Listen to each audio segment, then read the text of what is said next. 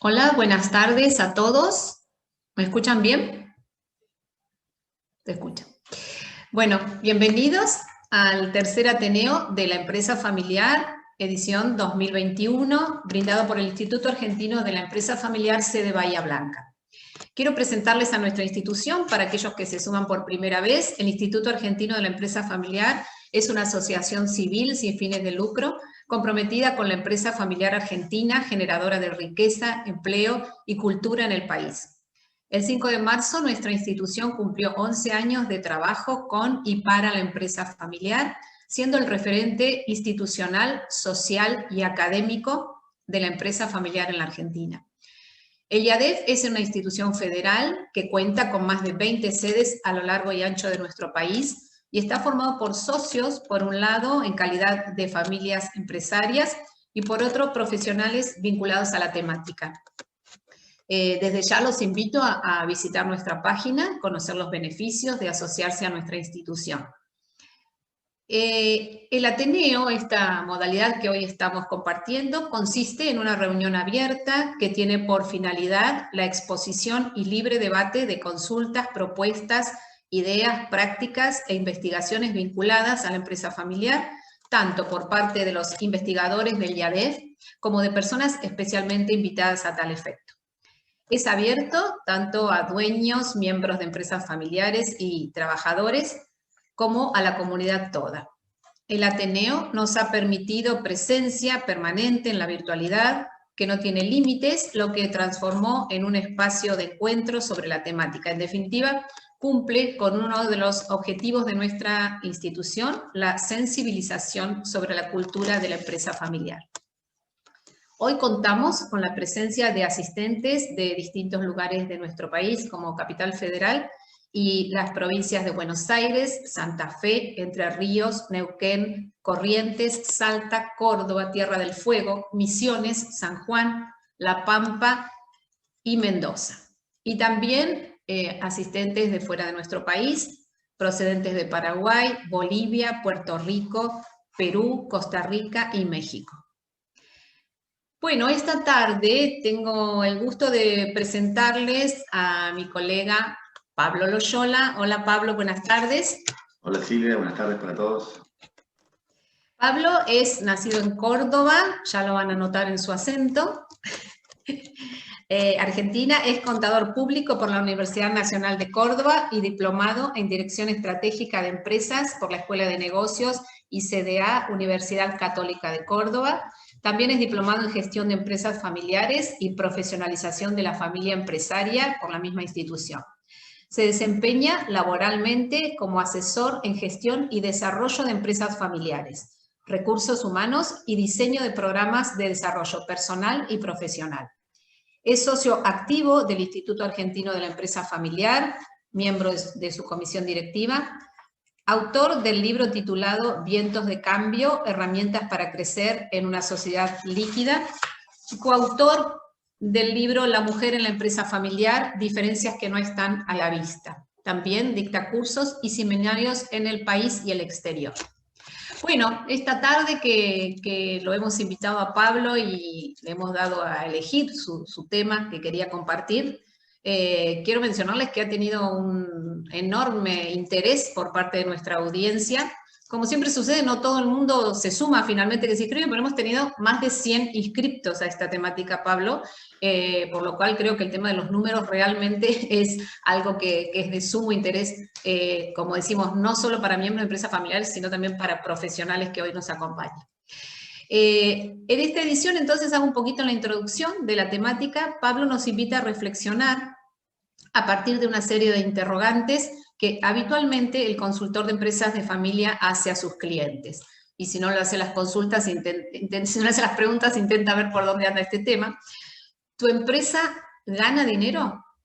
¿Sabes cuánto? ¿Podrías gastar menos?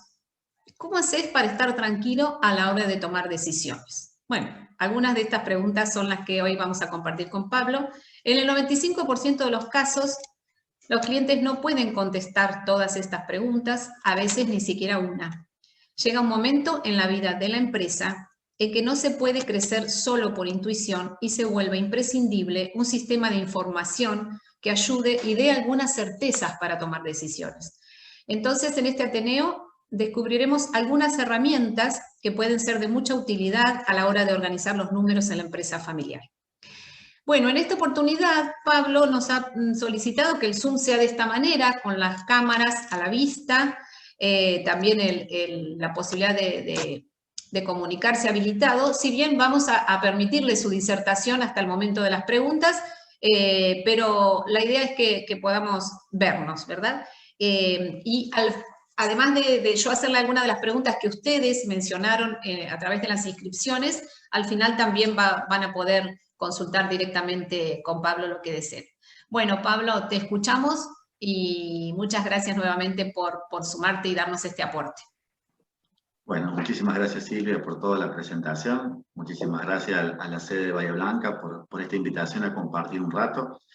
Y antes que nada también quiero agradecer mucho a otra persona que está ahí al medio metida, que se nombra Instituto Argentino de la Empresa Familiar, pero se llama Azul, porque ha preparado fantásticamente bien toda la previa del Ateneo, realmente de manera muy profesional. Así que, antes que nada, agradecerte, Azul y Silvia, al equipo formidable que tenés ahí en Bahía Blanca. Muchas gracias, Pablo. Yo le pedí un poco cuando conversábamos sobre el Ateneo, como decía Silvia, de cambiar el formato, que no fuera un webinar, sino de poder intercambiar opiniones, de conversar. Ya van a ver que hay muchos colegas presentes en la sala, algunos los veo y otros veo los nombres.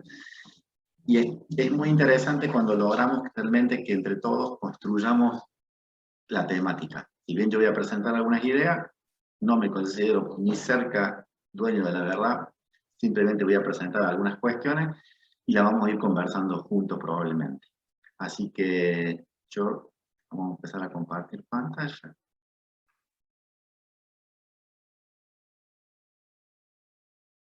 Como bien decía Silvia, el Ateneo tiene un nombre: organizarse para crecer, los números en la empresa familiar. ¿Por qué elijo este nombre? Silvia decía que había tenido mucha repercusión el tema de los números, ¿no? Y los números ya vamos a ver que engloban muchas cosas, hay muchos miedos, muchas suspicacias, que si sí, que si no, que lo sé, no lo sé, puedo tomar, puedo hacer. Entonces me parece que siempre es una temática importante para ir profundizando. Yo me tomé el trabajito hoy de la tarde de revisar estas 103 inscripciones para conocerlos un poco y de paso les muestro a ustedes quiénes son los que están presentes, ¿no? 60% de ustedes ha contestado en la inscripción que conoce los números de su empresa. Felicitaciones, ya veremos en qué medida cada uno lo conoce. El 58% de ustedes pertenece a una empresa familiar. Yo diría que el otro 42%, o al menos el otro 35%, trabaja para una empresa familiar, porque lo dicen las estadísticas de cuántas empresas familiares hay en el país, que son el número mayor. El 50% de ustedes estudió carreras afines a los números. Por eso me parecía importante compartir, porque hay muchos contadores, hay muchos licenciados en administración que sin duda van a poder tener también un aporte de ellos desde los profesionales. Y otro número que me pareció interesante: el 45% de ustedes son colegas míos, asesores de empresa familiar. Y acá engloba la palabra asesor de empresa familiar muchísimas profesiones, porque no es solo afines a la empresa, sino también están todas las otras carreras como la psicología, la sociología, la ingeniería, los ingenieros del sistema, que son personas que también hacen un gran aporte a la hora de acompañar a una empresa familiar. Entonces, bueno, yo en parte ya los conocí, pero quiero seguir con las preguntas. A mí me gusta empezar con preguntas, así que Azul, vamos a la primera pregunta de las votaciones. Los vamos a hacer trabajar, ¿eh? No se van a creer que van a llevarlo tan fácil hoy al Ateneo. Ahí va. La primera pregunta que van a ver aparecer en su computadora en breve. Ahí está, muy bien, gracias. Pueden ir votando por una, por la otra. ¿Saben cuánto factura mensualmente la empresa? Vamos a dar unos segunditos. Me siento en los programas de televisión esos de preguntas, ¿viste? Que van.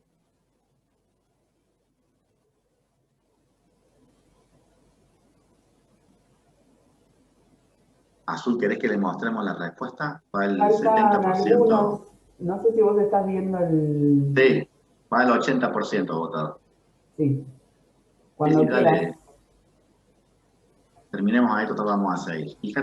Fíjense, ahora van a ver ustedes el resultado. El 55% dice que sabe cuánto factura mensualmente la empresa, algunos más o menos, 10 han respondido más o menos, y 7 que no saben. Bueno, bastante bien. Vamos a ver la segunda, vamos a ir profundizando las preguntas. Vamos a la segunda. Ya no es si saben cuánto factura la empresa, sino que van a tener que responder si saben cuánto ganan con la empresa. ¿Cuánto le queda concretamente por mes?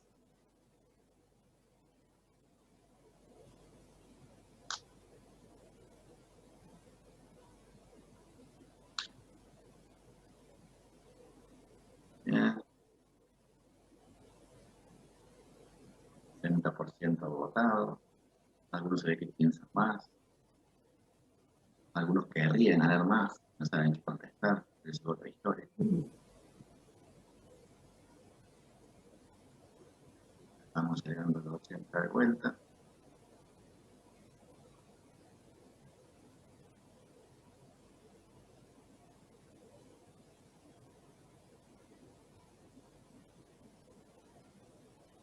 Bueno, podemos cortar ahí, Azul.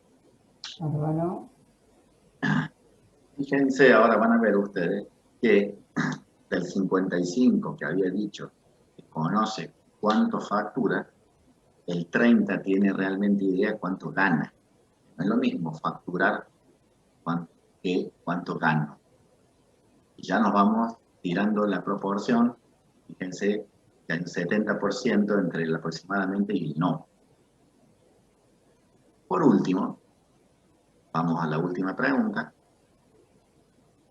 donde les voy a preguntar si saben a dónde está toda esa plata que ganan, a dónde va a parar.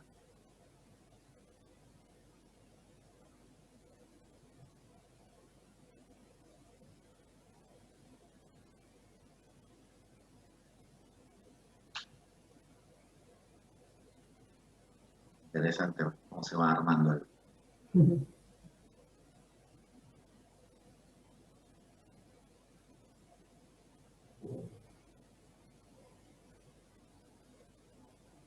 Bien, cerremos Azul ahí, que ya estamos de vuelta en un buen porcentaje. Acá me sorprendieron, les voy a ser muy sincero. Yo esperaba encontrar mucho menos porcentaje, menor al 47%, que supiera dónde está la plata, ¿no? Porque la mayoría de las veces que yo hago estas preguntas, algunos saben cuántos facturan, muy pocos saben cuántos ganan, y la gran mayoría no tiene la más mínima idea a dónde va a parar la plata que gana, a dónde la gasté. Si yo te digo que gané, y vos me decís que ganaste plata, no te puedo explicar a dónde está. Y ese es un tema bastante relevante a la hora de hablar del tema de hoy de los números, y sobre todo englobar un poco qué significa trabajar con los números en realidad es qué significa profesionalizar tu empresa. ¿Quién se anima a tirarme dos palabritas de qué serías, qué entiende por profesionalizar la empresa? Cualquiera. Abre el micrófono.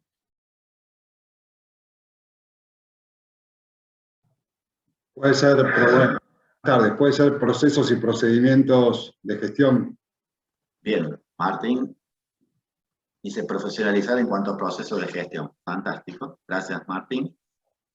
Este es un componente, como vamos a ver, y ahora se los explico un poco más en profundidad. Pero muchas veces se confunde profesionalizar la empresa con que existan profesionales universitarios, por ejemplo, o terciarios. O sea, lo asocian a lo académico.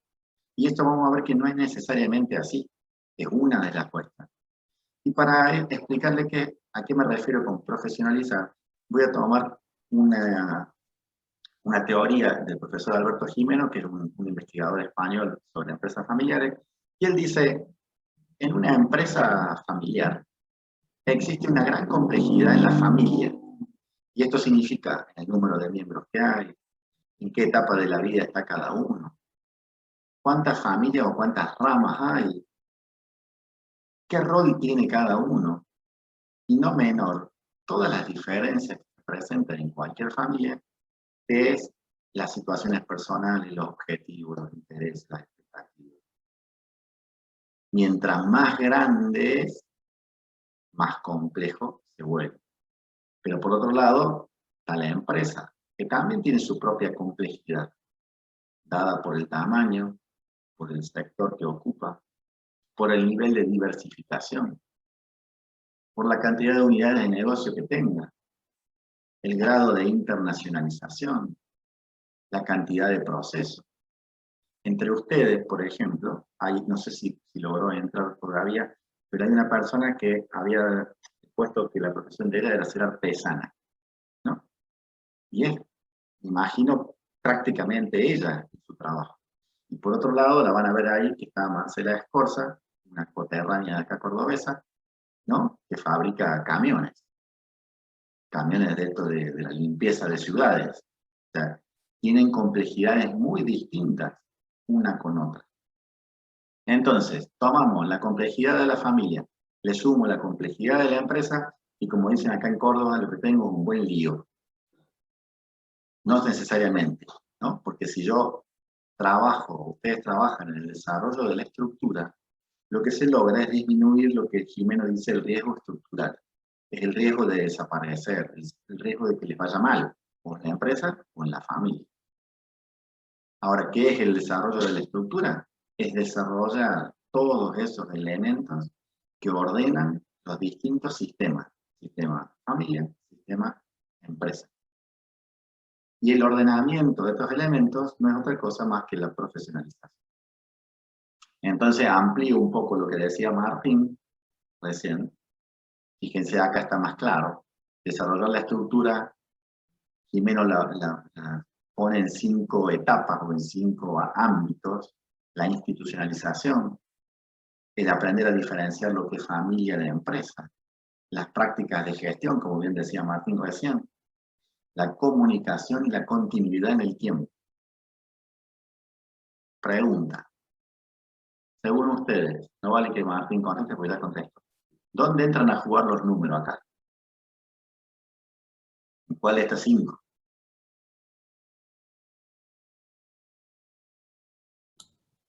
Permiso, ¿cómo les va? Marcela, En el 3, para mí. en el 3. Bueno, esto En vamos a jugar todas. como la quiniela. Otra dicen todas. Bueno, miren lo que yo les digo. En todas. En absolutamente todas. ¿Por qué? Las repasemos rápido.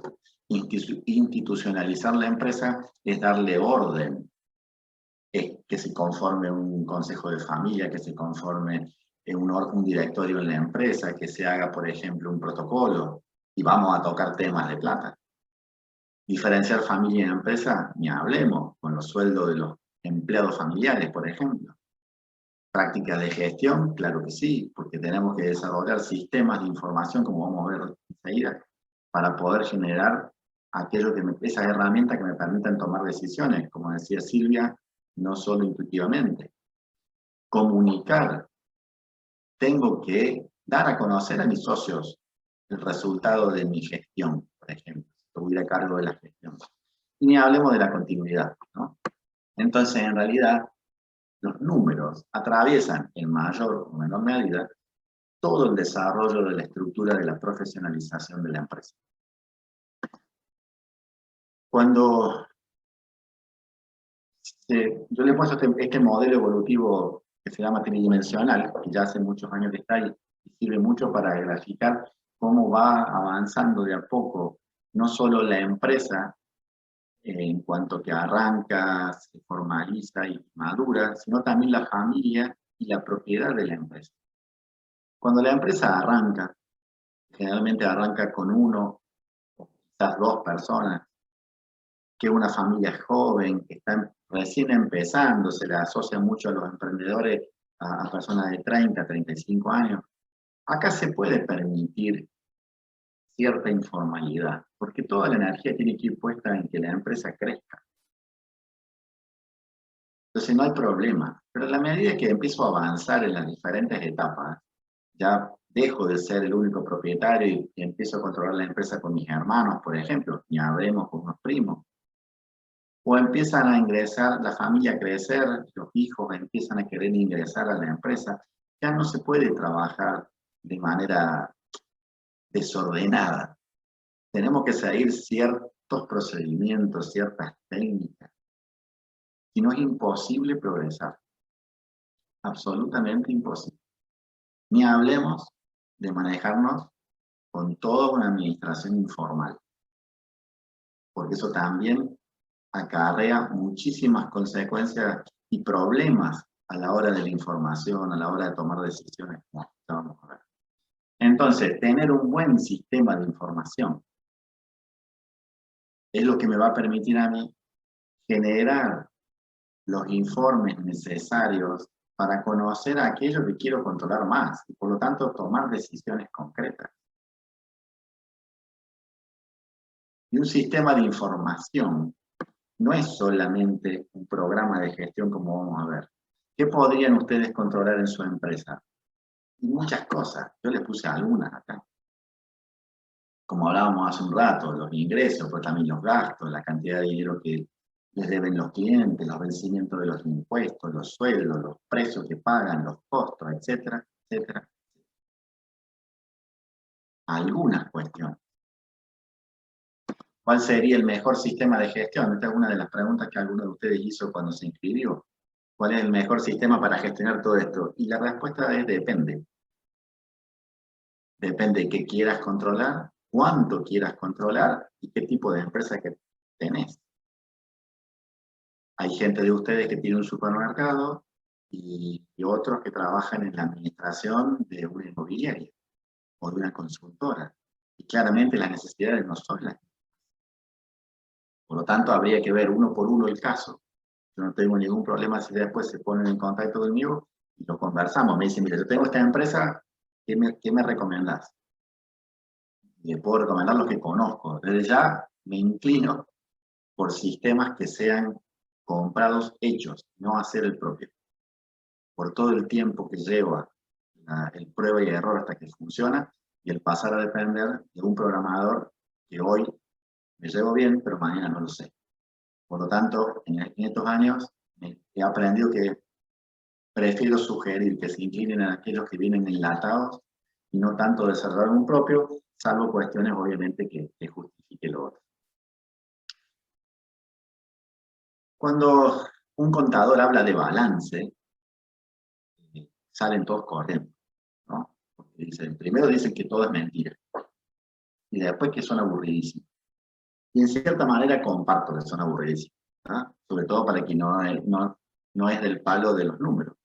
Pero quería mostrarles acá, porque dentro de los números, en las empresas familiares, ustedes sean dueños, sean empleados, sean socios de una empresa familiar, sí o sí tienen que conocer tres cosas que se grafican con el activo, que es lo que tengo, todo lo que tengo, todo lo que poseen. Y eso que poseen, hay dos posibilidades. O lo deben a alguien, a un banco, a un proveedor, a un empleado, vecino, y eso es lo que se llama pasivo, o es propio, que es ya de ustedes. Si ustedes no conocen la composición en su propia empresa o en la que trabajan de estos cuadros, es muy difícil tomar decisiones acertadas, porque es como jugar al ajedrez sin ver el tablero. Es complicado. Entonces, vayan ya sacando como conclusión, llegan mañana, no vayan al activo, pasivo, patrimonio neto del contador, del balance, porque a veces el balance impositivo no es el balance necesariamente que necesitemos para tomar decisiones. Pero sí lo pueden hacer. Y en eso ya les hablo a mis colegas, acompañen a las empresas en las cuales asesoran a que entiendan el valor real de mirar este cuadro. Silvia, ¿querés que hagamos un stop? ¿Querés que sigamos?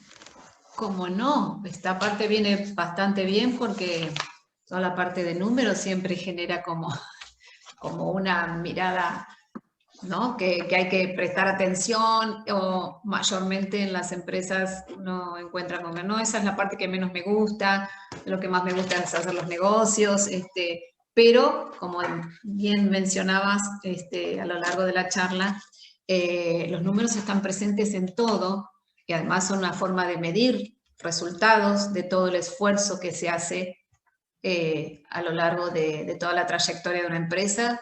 Luego también, como mencionabas, nuestra conjunción de familia y empresa termina siendo que se obtiene un resultado distinto, mayor o menor, según cómo se conjuga esa relación también. O sea que los números están presentes en todo momento en la empresa de familia.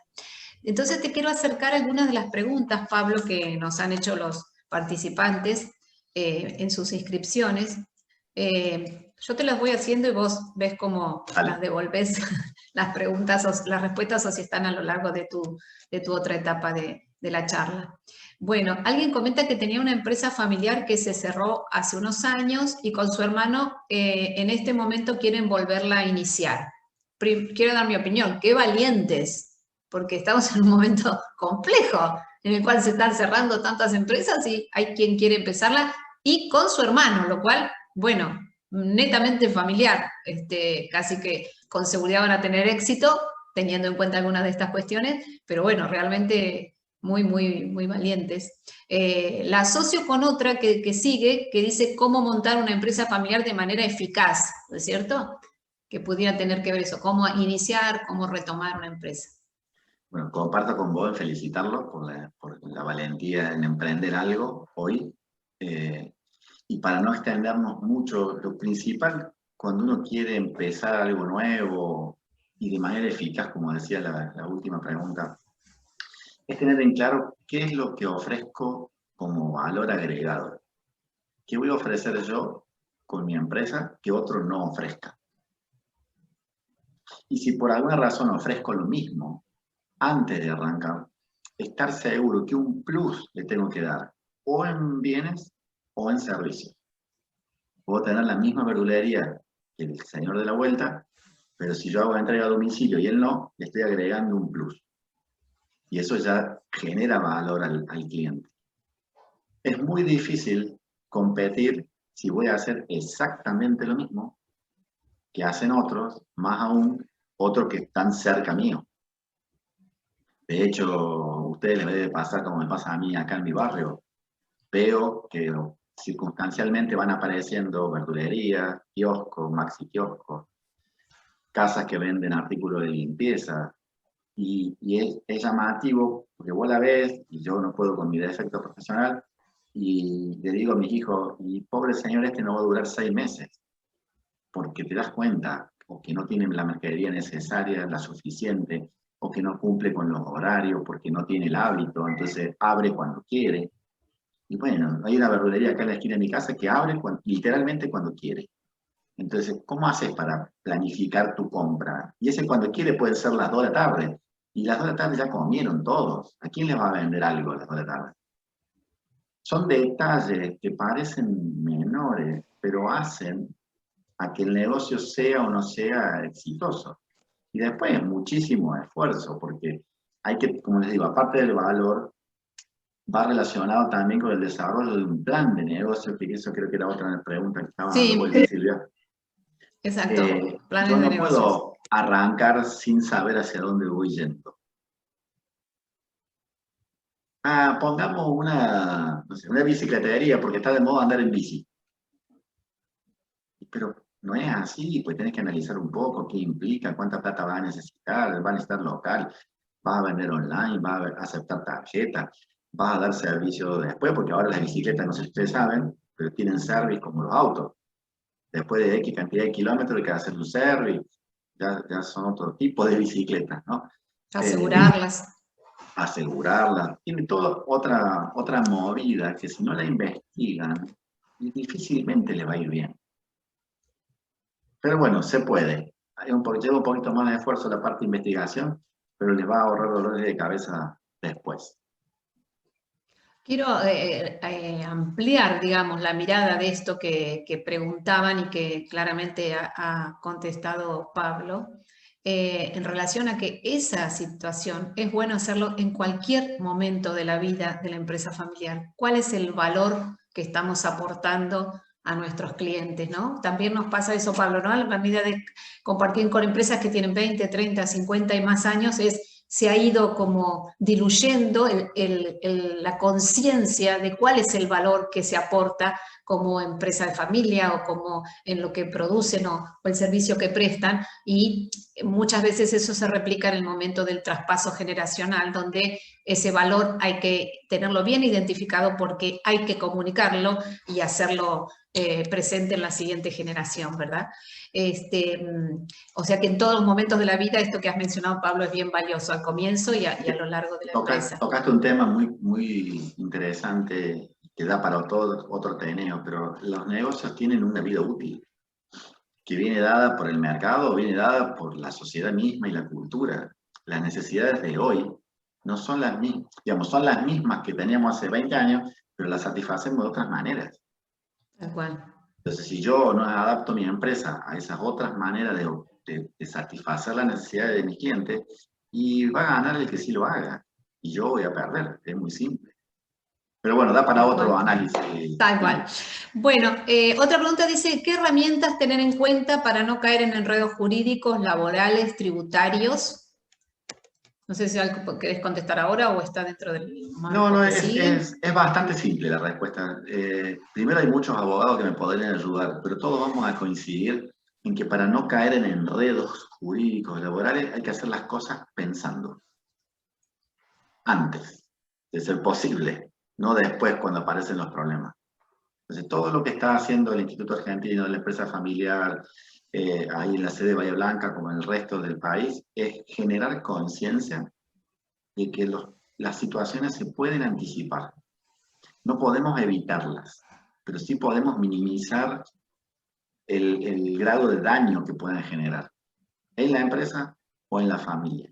Entonces, un enredo jurídico habitual es qué hacemos cuando papá y mamá no están más, cómo repartimos.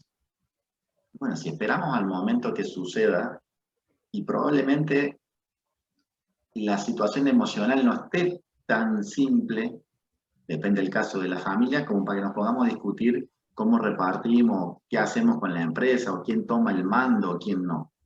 ¿Por qué no lo pensamos antes? Y lamentablemente, nos guste o no nos guste, es un momento que va a llegar a todos. ¿Por qué dejarlo? En lo impositivo, en lo contable, en lo laboral, en lo legal, lo mismo. No voy a hacer la pregunta para no poner en aprieto a nadie, pero solamente piensen ustedes.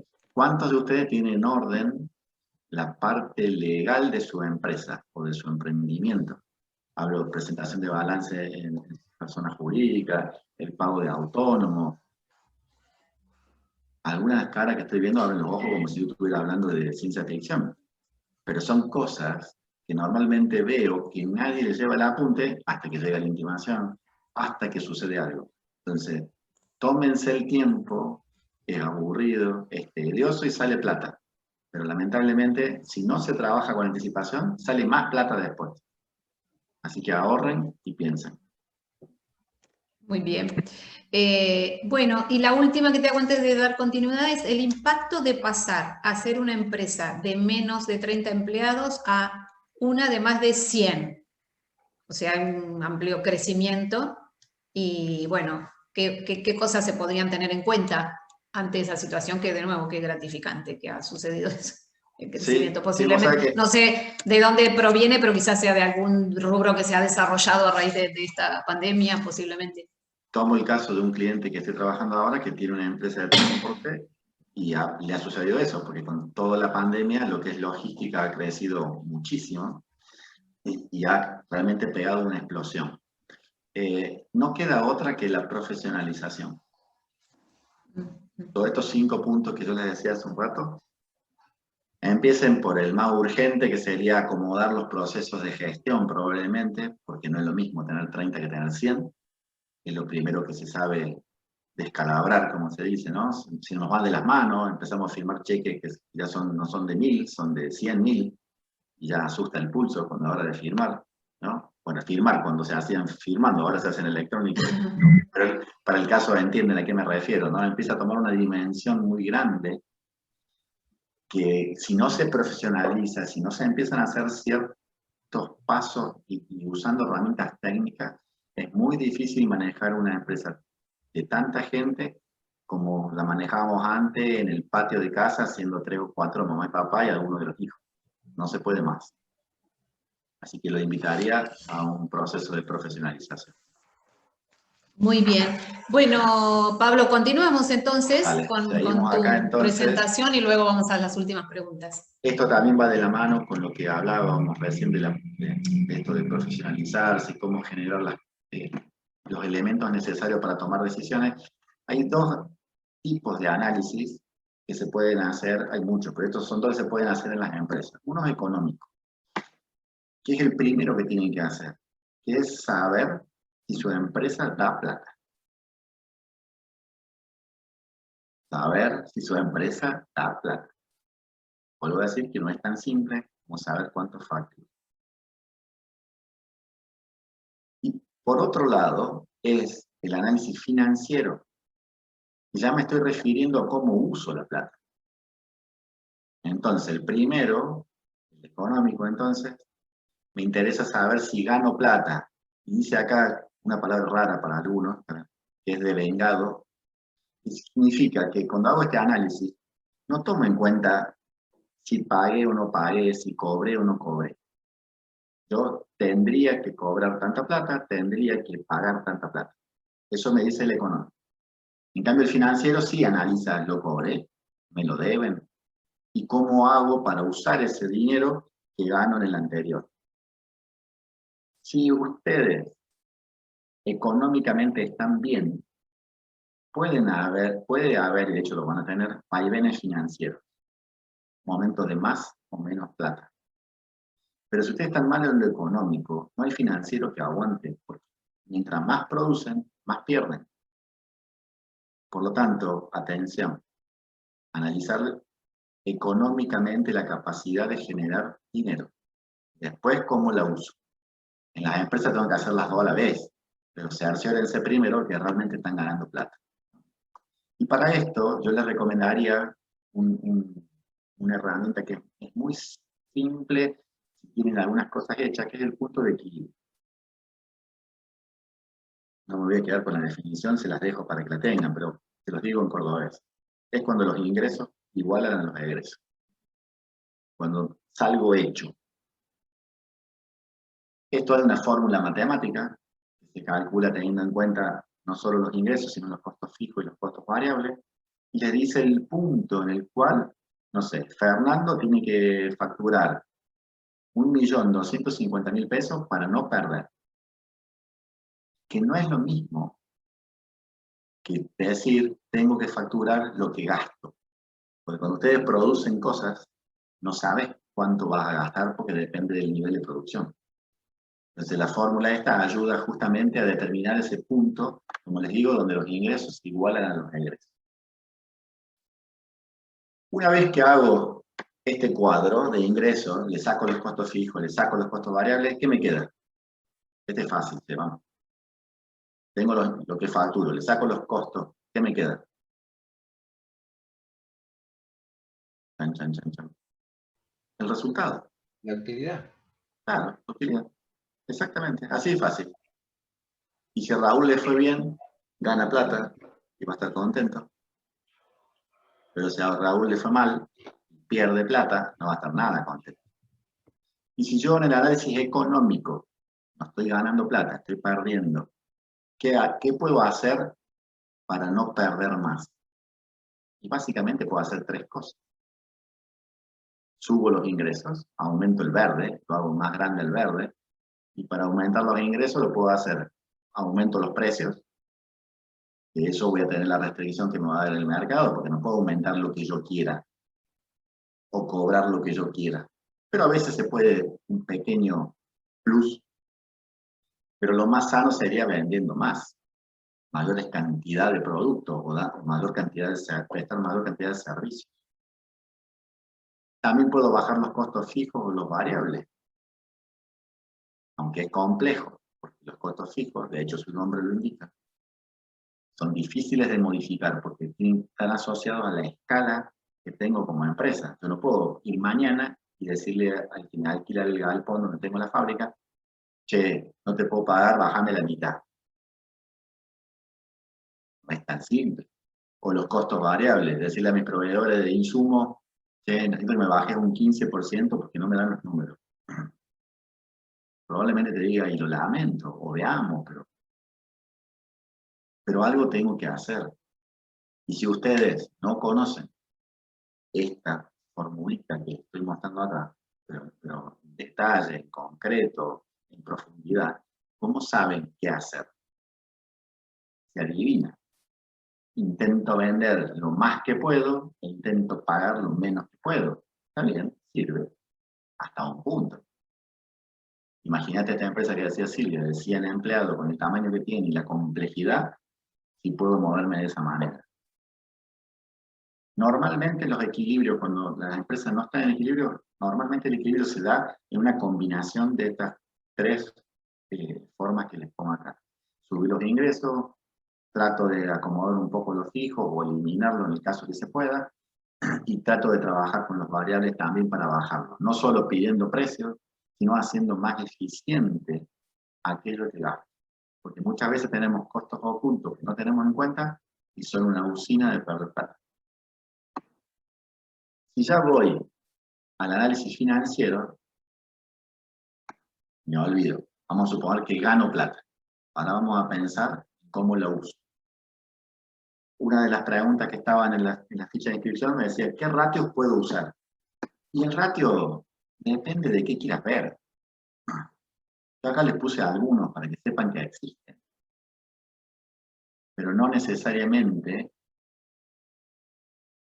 estos, hay azul, no sé qué es, alguien que está aprovechando para dibujar en el cuadro. El ratio, como les digo, hay muchos ratios, y yo hace 27 años que me dedico a esta profesión. Les miento si les digo que en 3 empresas he visto que apliquen ratios de manera sistemática.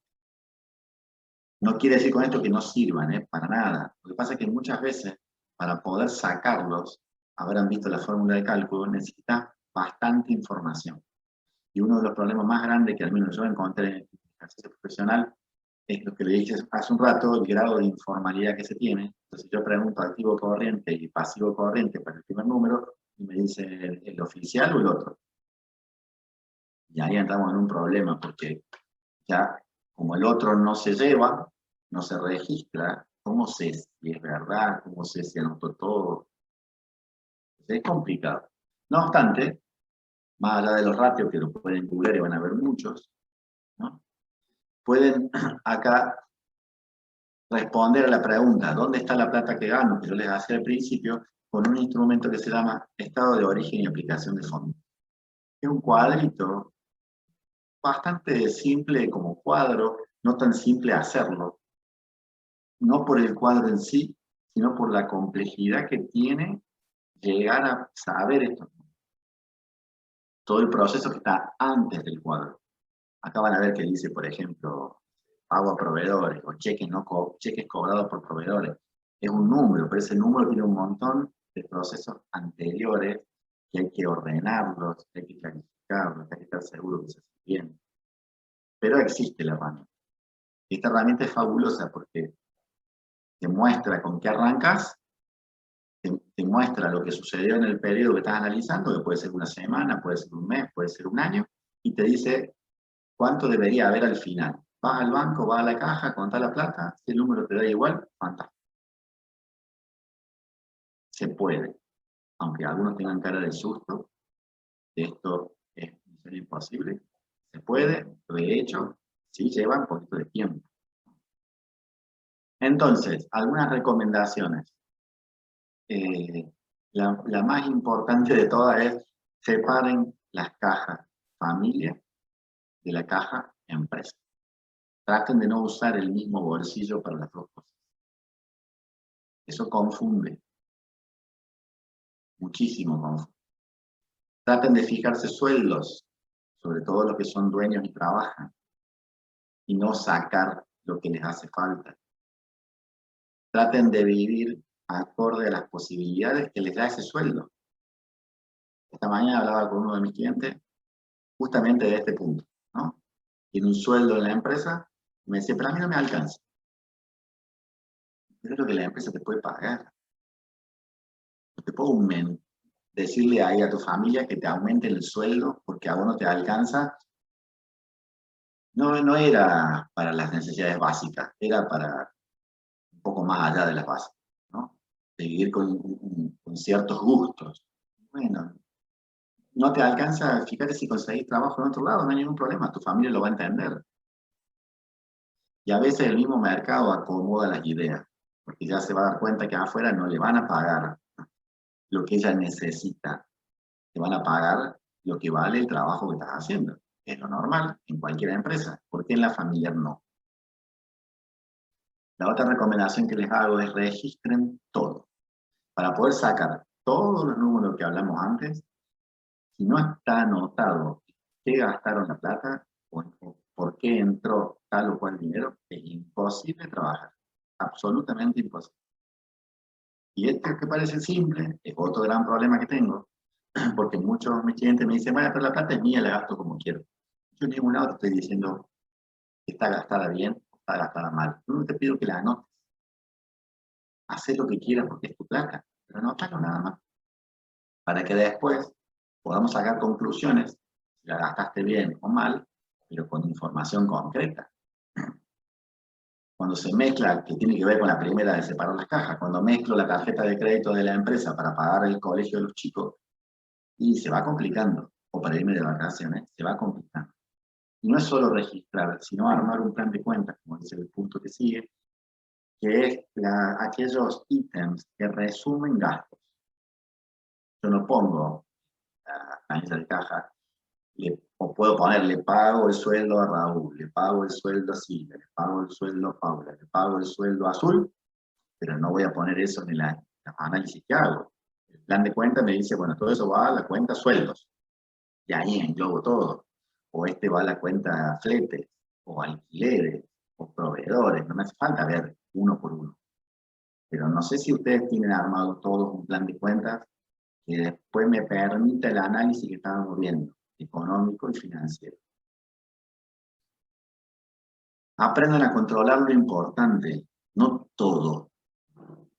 He tenido clientes que me dicen, yo quiero controlar todo. ¿Pero qué, por ejemplo? Todo, hasta la yerba que usan para tomar mate. ¿Cuántas yerbas usan? Y usan un paquete cada 2 meses. No, para un poquito, porque sale más caro el cobrar el PER. ¿Para qué querés? No te mueve nada un paquete de yerba. ¿Cuál es el problema? Y si lo sacas, te genera un mal clima de trabajo, que es mucho peor que lo que poder regalar un paquete a cada empleado. Se centren la atención en lo importante, ¿y qué es lo importante? Aquello que genera valor en la empresa. Para los que conocen el método Toyota, entre otras cosas, una de las bases que tiene es, tratemos de eliminar aquello que no genera valor. Bueno, acá es lo mismo. Lo que no genera valor, una carpeta parada, un proceso que espera 4 o 5 días, sigue. Tratemos de eliminar los tiempos muertos, por ejemplo. Y solo eso ya genera eficiencia. Por lo tanto, ganan más tarde. Por último, y para nada menos, la recomendación es tengan paciencia, porque todo esto es un proceso.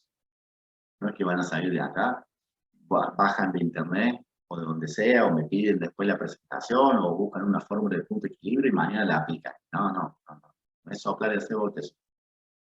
Pero sí se puede. Es un proceso que con cierto ritmo, con cierto acompañamiento, lo pueden hacer. Entonces, vuélquense a sus contadores, a sus asesores, si no los tienen, busquen otros, y pídanle, porque esto del análisis económico, del análisis financiero, todo lo que hemos visto, cualquiera de mis colegas que está acá lo sabe. No sé si todos lo aplican, porque a veces me ha pasado de encontrar colegas que se dedican más a lo impositivo y o no les interesa o no les gusta. Bueno, en ese caso buscarán otro que los ayuden en esa otra parte. Y déjenlo a él para la parte impositiva contable. Pero no dejen de convocar a profesionales. Las herramientas existen. Es solo cuestión de que alguien se las ayude a encontrar nada más. Silvia, yo con esto terminaría la presentación en sí y vamos, si querés, a ver si alguno quiere hacer algún comentario o pregunta. Sí. O... Desde ya, cómo no, esa es la idea. Esta última parte, digamos, donde son poquitas placas, pero dicen casi lo necesario para poder, vuelvo a la instancia de la mirada de la empresa de familia, donde tiene sus mayores debilidades, que tiene que ver con quizás la falta de registros, quizás la falta de controles, quizás la falta de mirar la información de una manera que no es la que me pide el contador para afuera solamente, sino también lo que necesitan quienes en definitiva toman las decisiones, como decías, ¿no? Para la toma de decisiones, para marcar el camino de la dirección, estas son las herramientas fundamentales, saber si el resultado de lo que estamos haciendo es el que deseamos, y entonces tomar las decisiones necesarias para que eso sea de esa manera. Así que los números, como decíamos, importantes para todo. Esto sucede hasta donde alcanza mi experiencia en empresas pequeñas y en empresas más grandes también, en empresas que tienen 10, 15 años y en las que tienen 100 y algo también. Mira, yo trabajo, Silvia, actualmente con empresas que facturan 400 millones de pesos al año y no tienen ni idea cuánto ganan. Sí, suele ser que, digamos, de nuevo, ¿no? Como pasa, no porque hayan hecho mal las cosas, las han hecho de una manera tan personalizada que son capaces de llevar la empresa hasta el lugar elevado en que lo han llevado, pero hay un momento en el que toda esta cuestión de ordenamiento, profesionalización, registro, hace falta porque va a haber un momento de pasar la posta y ese momento necesita de formalización. Además, ¿no? Claridad, transparencia de todas estas variables. Entonces sí, la verdad que este formato de Pablo, propuesto por Pablo, era para que ustedes puedan preguntarle también directamente y los escuchamos en lo que quieran preguntar. Vos, no sé si Azul estás leyendo el chat, pero veo que... Estamos leyendo, ¿no? Sí. ¿Hay alguna pregunta ahí o al menos comentario? No sé si... Bueno, alguien mencionaba, leo yo, emprendimientos familiares a corto plazo, por circunstancias, perdió el trabajo, tiene un dinero adicional. Cuando el contexto cambie, esas empresas desaparecen o fracasan. En relación a la primera parte, donde a veces, bueno, alguien inicia algo sin estos condimentos que mencionabas, investigar un poquito el mercado, tratar de encontrar cuál es el valor de lo que van a ofrecer, porque si no, fácilmente... Y no necesariamente cuando cambie el contexto la empresa va a fracasar o desaparecer. Hay gente, de vuelta me voy a mis vecinos, que ha empezado vendiendo picadas con la pandemia, porque no le quedaba otra, perdieron el trabajo, no podían abrir, y hoy, al año y pico, tienen una tremenda empresa de picada que le ofrece un montón de servicios adicionales y le va recontra bien. Dudo que esa persona vuelva, aunque la pandemia se termine, a trabajar de en otro lado, si le va re bien. Claro, claro. Bueno, es muy difícil, comenta Cecilia, que los contadores que acompañan las empresas familiares hagan hincapié en esta información. Normalmente se quedan solo en la parte impositiva. Cecilia levantaba la mano, no sé si era para saludar o querías agregar algo.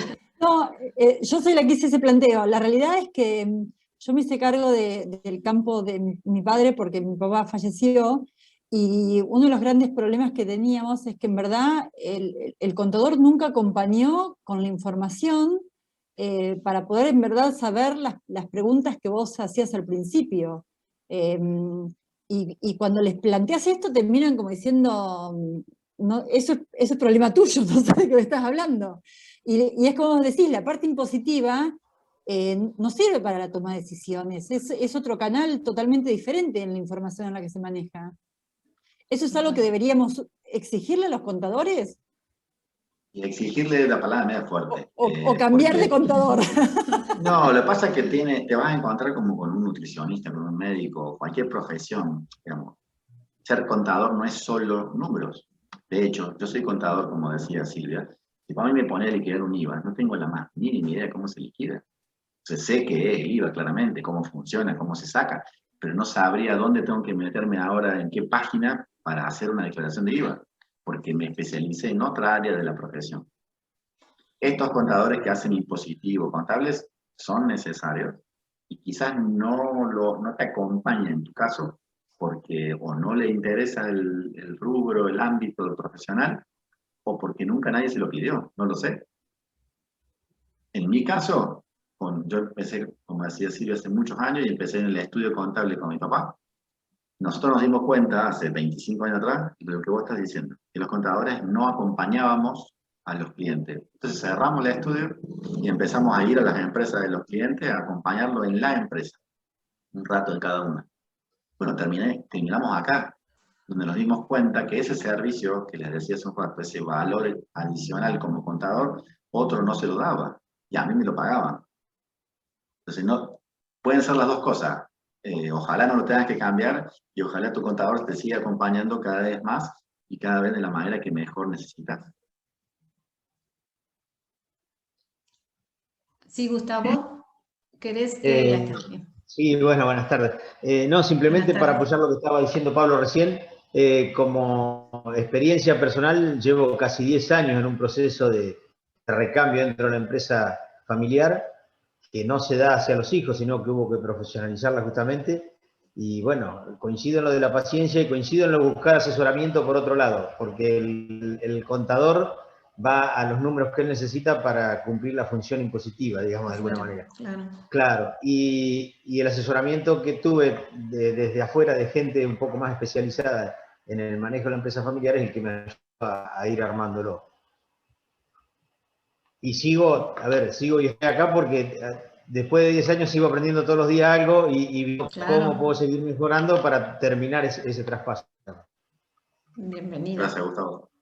Creo que también hay una instancia en la que quizás antes no sucedía tanto, pero hoy el empresario, que es quien tiene empieza emprendedor, empresario, ese proceso de evolución también implica formarse y capacitarse, ¿no? Haciendo bien lo que dice Gustavo. Es también una decisión de cada uno de ustedes que tienen esa responsabilidad de mantener la empresa en pie, de tomar conocimientos que les puedan ayudar en estas cuestiones, que no son, como decíamos, específicamente contables, porque para eso, o impositivas, para eso está el profesional. Sí, formarse en, a ver, cuáles son las estrategias que puedo aplicar para mejorar los ingresos, para minimizar los egresos, como nos mencionaba Pablo, ¿no? En eso hay un desarrollo que el empresario familiar debe nutrirse y encontrar ya hoy también mucho más a la mano este tipo de capacitaciones para todos, ¿no es cierto? Para distintas edades, para distintos rubros, creo que también eso es parte de lo que les toca. A ver, quiero comentar algo más que dice aquí, bueno, este tipo de análisis hacemos en la empresa, comentan, pero cuando hay numerosos indicadores negativos, la familia a veces no quiere ni mirarlos. Pero sin duda es muy útil ejercitar esta práctica. Otra cosa importante ligada al ahorro es la constitución de reservas. Mencionó un colega, supongo. Sí, a veces es difícil, ¿no? Pararse ante un número negativo, o cosas que no nos gustan o que no salieron como pretendíamos, pero también la posibilidad de dar vuelta a la tortilla. Claro. Si no lo miro, va a llegar un momento en que me voy a fundir y no me voy a dar cuenta, ¿no? Entonces, no es simpático para nada, pero sí es alentador para poder salir adelante en la empresa. Parte de la profesionalización, si quieren ser una empresa seria, de esta, como decíamos, de pasar de 30 a 100, olvídense de la informal. O sea, llega un momento que no se puede trabajar más informalmente. Vuelvo a decir, cuando arranquen sí, es entendible. Tenemos una presión fiscal muy alta, totalmente entendible, de acuerdo, pero el modo de que la empresa crezca no es, desde la informalidad, bajo ningún punto de vista. A la larga, las consecuencias son peores. Bien. ¿Alguien que tenga una pregunta? No lo estoy viendo. Yo te hago otra pregunta, Pablo. Sí. Yo creo que una de las partes más delicadas de las empresas familiares es separar lo que vos decías, la caja de la familia y de la empresa. Eso que habría que hacer, tener una reunión de directorio separado y dejar pautas establecidas de que sí, que no. ¿Hay algún parámetro que se pueda tirar como alineamiento para conversar y que todos sepan en qué momento se puede utilizar o no? ¿O excepciones, no sé, un accidente, una enfermedad? Hablemos de la normalidad. Normal de... Claro, hablemos de la normalidad, no pasa nada raro. Sí. Lo importante sería, dependiendo de cuál es el uso que tiene hoy esa familia con el dinero de la empresa, pero si todos sacan así, una familia de 3, 4 hermanos, y todos sacan de la caja, y el padre, y la madre, y los hijos, y los nietos, lo primero es juntar al papá, a la mamá y a los hijos, sentarse y decir, che, esto me parece que así no puede seguir. ¿Cómo vamos a hacer para ordenar? Es una conversación en el ámbito más de la familia primero. Tomar conciencia de que no es un modo sano de moverse con el dinero. La segunda parte es quién trabaja y quién no en la empresa, y en función de eso, establecer un proceso de conversaciones. Porque yo no puedo ir a decirle hoy a tu hermana, no, mira, a partir de hoy no cobras más los 150.000 que estabas sacando aproximadamente por mes, porque está mal, arréglatela de otra manera. Le estás sacando una tajada grande, ¿no? Entonces no se podría hacer de golpe. Todo es proceso, todo es conversación, primero intentando mantener bien las relaciones, la armonía en la familia, y de a poco vamos acomodando el tren. No intentemos hacer las cosas de golpe porque es lo peor, digamos. Porque son empresas familiares. No porque es somos lineal, seres, porque somos que seres se humanos. aplica, no se aplica lo que es en cualquier empresa o en una multinacional, en una empresa donde hay vínculos, no pequeña, mediana o grande, vínculos de familia que hay que cuidar. Cada una de estas cosas, estos vínculos que dice Silvia, van de la mano con las relaciones y los procesos internos. Cuando empiecen a hablar de los sueldos, o de qué hace si el papá sigue trabajando o no, o si mi cuñada puede entrar a trabajar a la empresa o no, no es solamente una decisión como quien dice, bueno, hoy como fideo o como arroz. No, porque tiene una connotación emocional muy grande. Y hay procesos que va a haber que esperar. No los puedo obligar. No, ahora decidimos esto y se hace esto. No, para un poquito. Vamos de a poco. Entonces a veces hay que saber esperar y tener paciencia, pero ir plantando los temas. Plantas uno, se deja y lo tratamos un poquito más adelante, plantean otro, y de a poco vas a ver que se va construyendo un hábito de conversación en la familia, si es que no lo tienen, y si lo tienen lo profundizan y lo fortalecen, que permite tomar todas estas decisiones cada vez de manera más ágil. Muy bien. Bueno, te comento acá, Pablo, que dice... pasa también que se cree que el contador debe saber y hacer todo de todo, pero es así como Pablo mencionaba, cada uno tiene su especialidad y hay que comprender eso. Claudia también menciona que también es importante que las empresas comiencen a visualizar a los profesionales licenciados en administración de empresas como los adecuados para asesorarlos. Bueno, muy bien. ¿Hay alguna otra pregunta que quieran hacernos?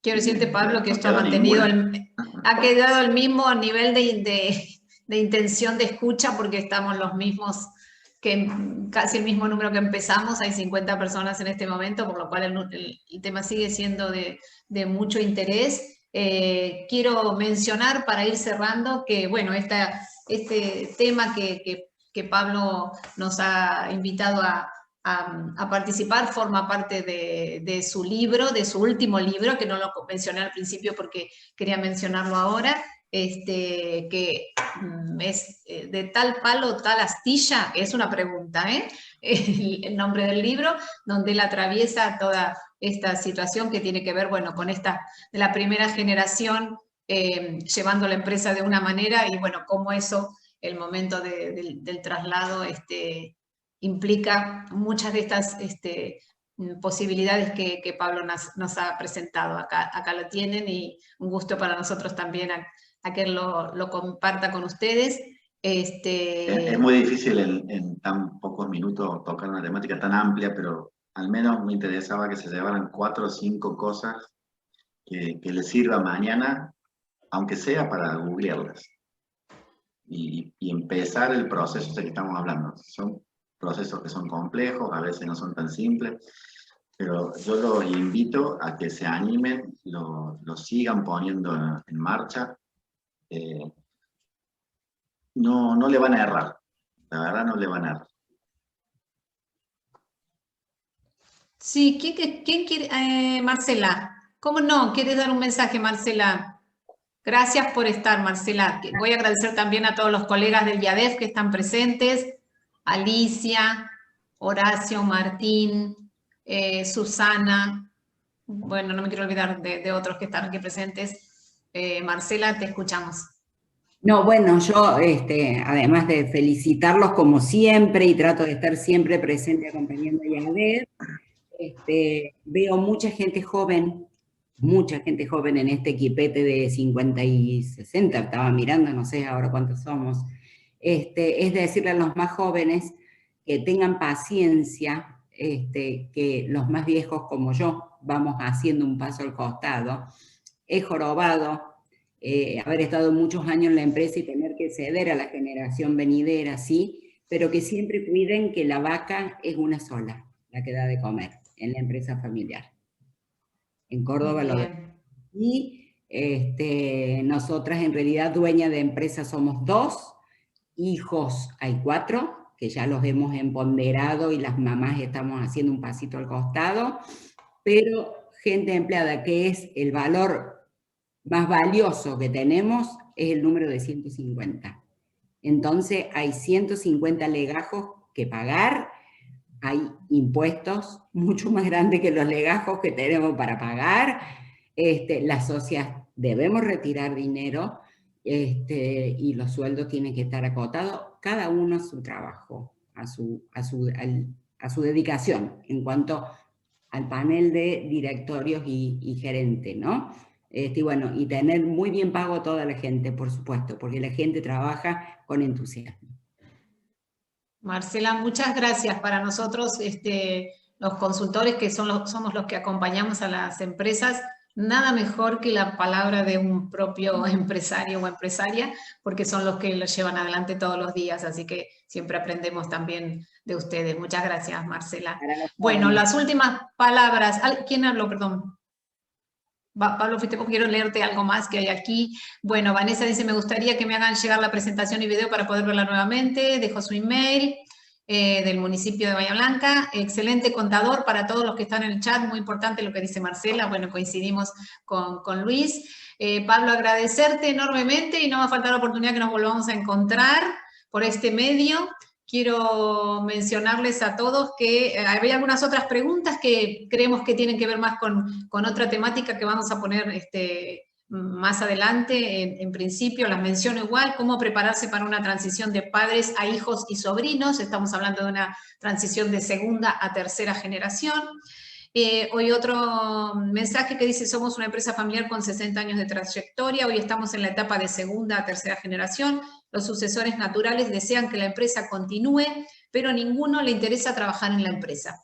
Estamos transitando esta etapa, cómo organizarla es el desafío. Bueno, hay dos de segunda a tercera, quiere decir que es un tema que podríamos tomar perfectamente para alguna próxima presentación. Porque es un tema realmente apasionante. No es ni la primera, de primera a segunda, no es la misma problemática y muy particular la de segunda a tercera. Así que bueno, en agosto nos vamos a estar viendo nuevamente con un nuevo Ateneo. Estamos organizando esa temática. Azul, desde ya muchísimas gracias por todo todo lo que has organizado y trabajado. Muchas gracias a todos por participar. Bueno, gracias a todos, sí, por participar, por acompañarnos. Queremos agradecer al municipio de Bahía Blanca y particularmente al espacio .tic por acompañarnos en los Ateneos y también a la Cámara de Comercio de Bahía Blanca que se sumó en esta oportunidad a la convocatoria. Buenas tardes a todos. Pablo, nuevamente gracias. Si querés tus últimas No, palabras. Muchísimas gracias, y adhiriendo las palabras de Marcela, de las nuevas generaciones, dos cosas. La número uno, en breve sale un nuevo libro que edita el Instituto Argentino de Empresas Familiares, que habla justamente de las nuevas generaciones en la empresa. Va a ser un libro muy interesante porque mucho es con coautoría. No recuerdo ahora cuántos somos los que hemos participado en los capítulos, pero más de 20 seguro. Alicia, si quieres comentarlo después. Alicia está justo en eso. Sí, cómo no. Gracias, Pablo. Gracias, Silvia. La verdad que primero felicitarlos por el Ateneo y la convocatoria. Sí, el nuevo libro, tenemos el placer de ser 33 coautores en 22 capítulos. Va a ser un libro muy, muy interesante por los contenidos, por los hallazgos, por lo intergeneracional. Y les doy un adelanto, una primicia, que va a haber venta anticipada del libro. Así que esto creo que va a ser muy interesante, porque hay muchos interesados que nos estaban pidiendo, y saben que el proceso de edición es trabajoso, costoso, y creo que vale la pena empezar con esto. Así que bueno, vayan apuntándose los que van a querer el nuevo libro. Muy bien. Bueno, un tema súper interesante. Pablo y de Constanza va a ser uno de los autores. Bueno, Silvia siempre también participa. Bueno, tenemos coautores. Susana también, que ahora no sé si está, pero Susana también participó en Procheck también. También. Yo hice un capítulo, aparte de la codirección con Marín Mejide Castro, sobre gamificación, aprender jugando en la empresa familiar, así que creo que vale la pena, y gracias por la mención. Bueno, muy bien, gracias. Muchísimas gracias. A todos, buenas noches. Buenas noches a todos, muchas gracias, hasta la próxima. Chao, muchas gracias. Chao, chao.